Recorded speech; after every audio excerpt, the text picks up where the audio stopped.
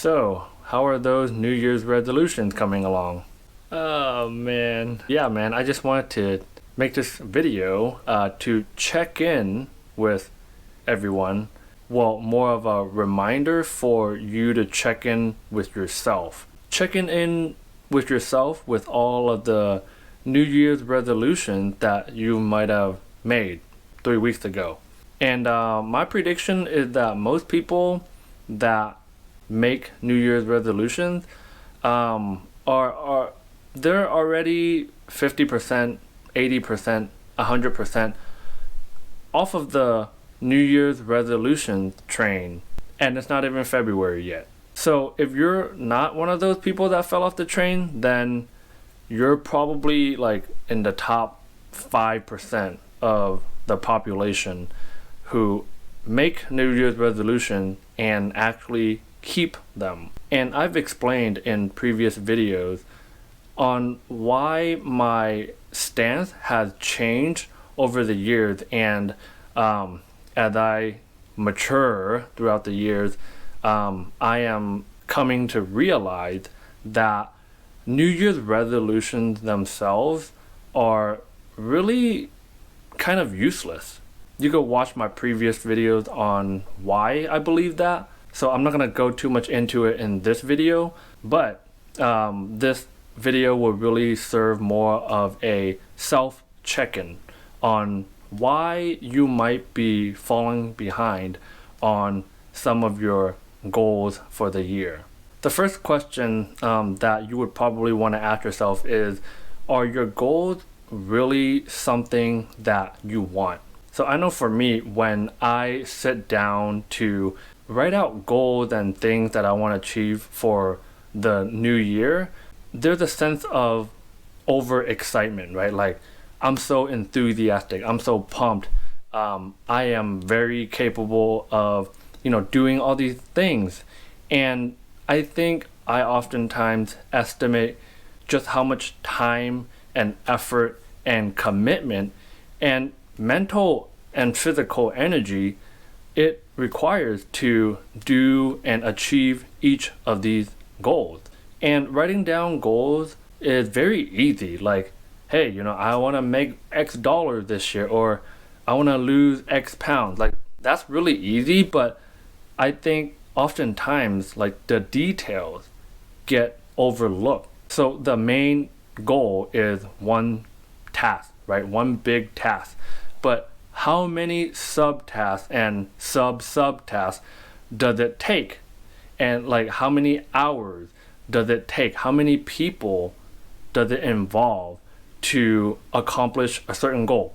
And that's why I think it's kind of a trap that we can fall into when we write down goals.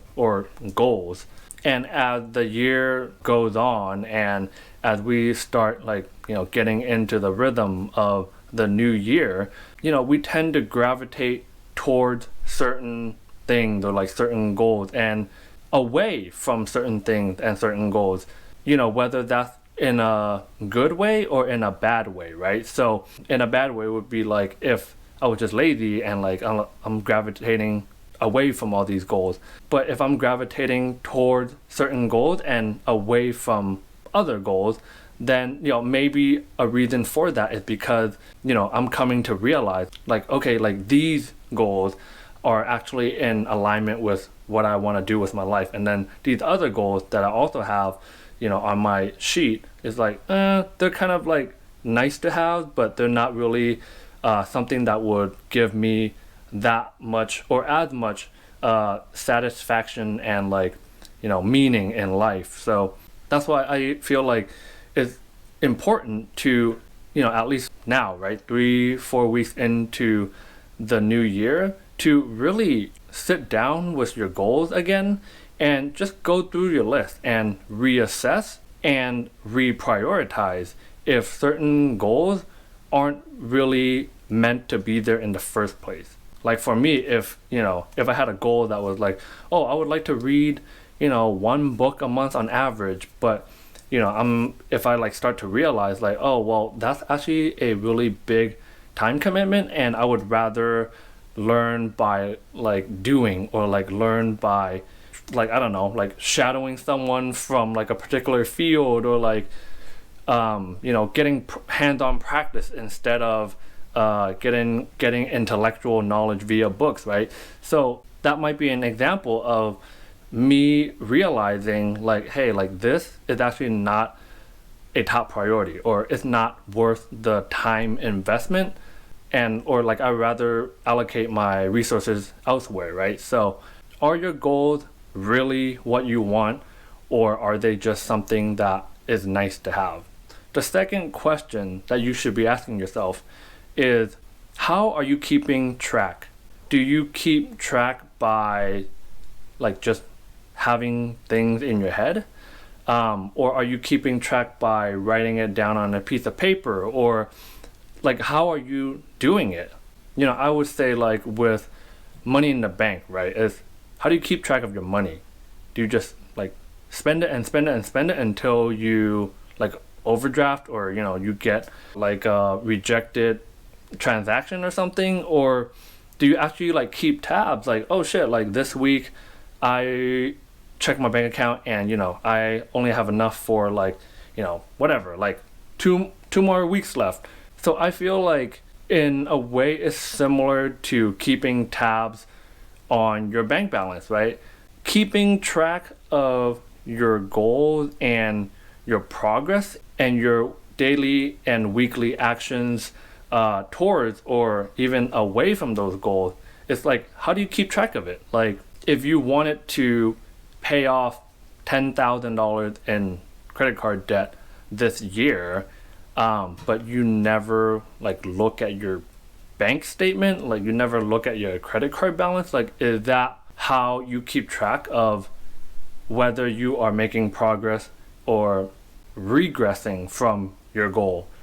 And I think for me, like one of the simplest example, something that I do every single day, is my food intake. So everything that I'm eating, I'm tracking, and I'm estimating to the best of my ability, like, oh, how many calories is this food? And then like I'm also tracking like, okay, how many calories did I expend on a certain day, right? So at the end of the day and at the end of the week, like I have the actual number.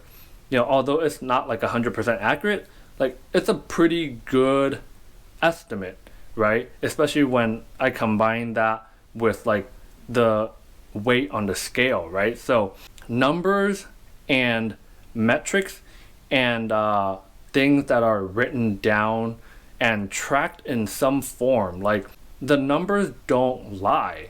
But if you're trying to say lose weight and you're like, oh yeah, like yesterday I like ate like these things and like I think it's like I was kind of hungry, or I didn't feel like I ate that much. So it's like there's a lot of that's not a way to do it, like if you're very serious about your goals.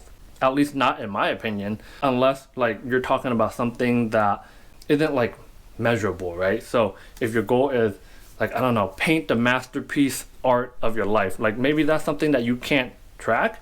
But at the same time, like there are mechanics that goes into play, like what do you need to do like on a daily basis in order for you to create that masterpiece? Like, is it you setting aside time every day to like brainstorm? Is it you learning a new like technique?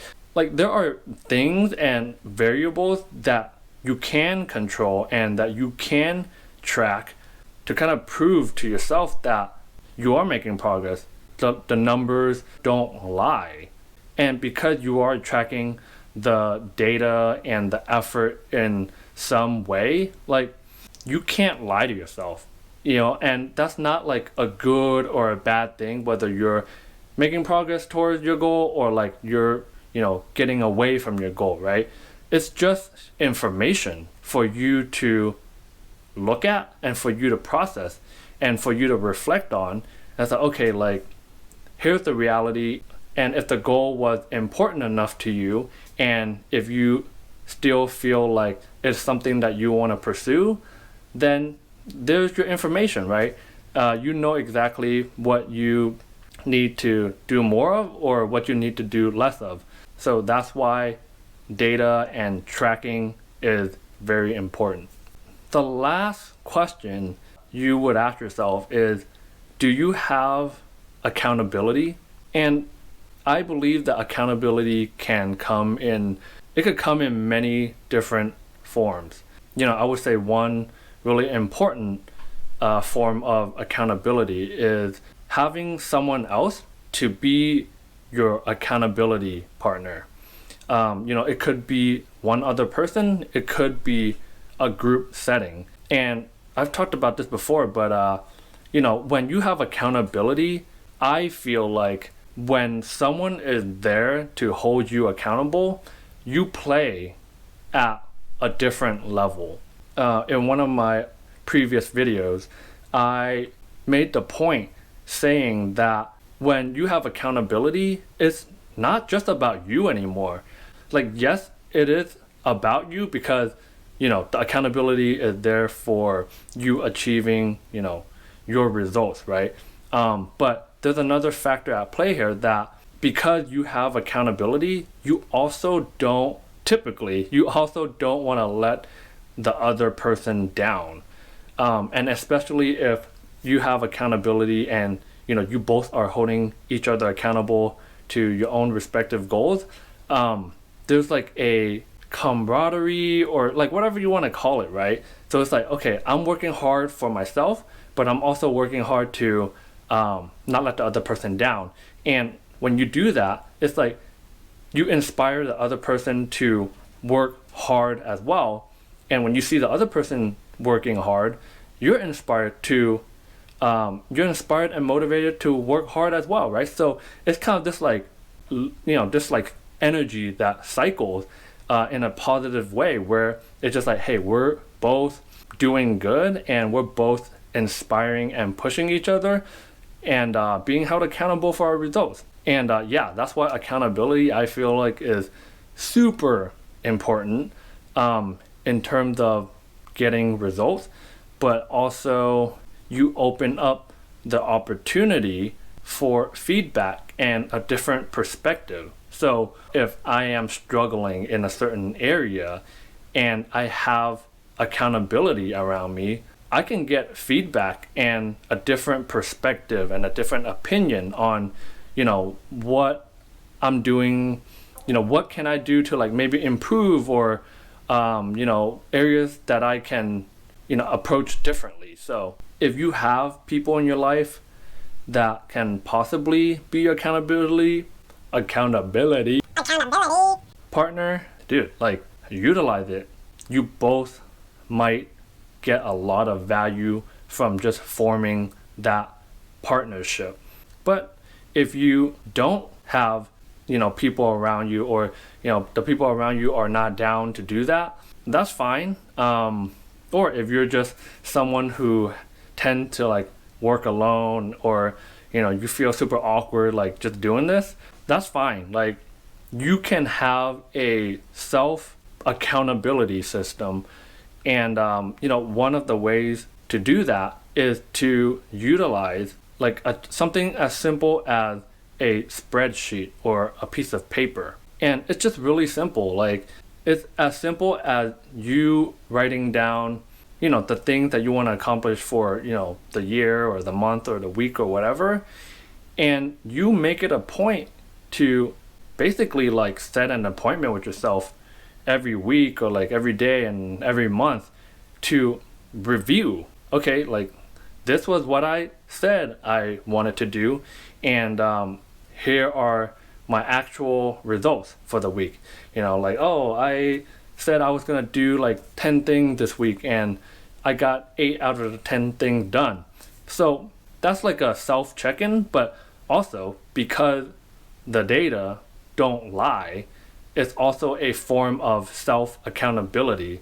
So you have this piece of information that you can take with you, moving into the next week. And okay, what can you do to improve, or what can you keep doing that's working for you? So yeah, I just wanted to do this quick little video because I know for me, some of the goals that I had written down have been getting less attention, and then other goals have been getting way more attention. So I try to make it a point to kind of like really just sit with my goals and kind of reassess and realign. Like, are these things that I actually want, or are they just kind of like nice to have, but like they shouldn't be taking up like a lot of my time, right? Or they shouldn't be a top priority. So yeah, I hope you found value out of it.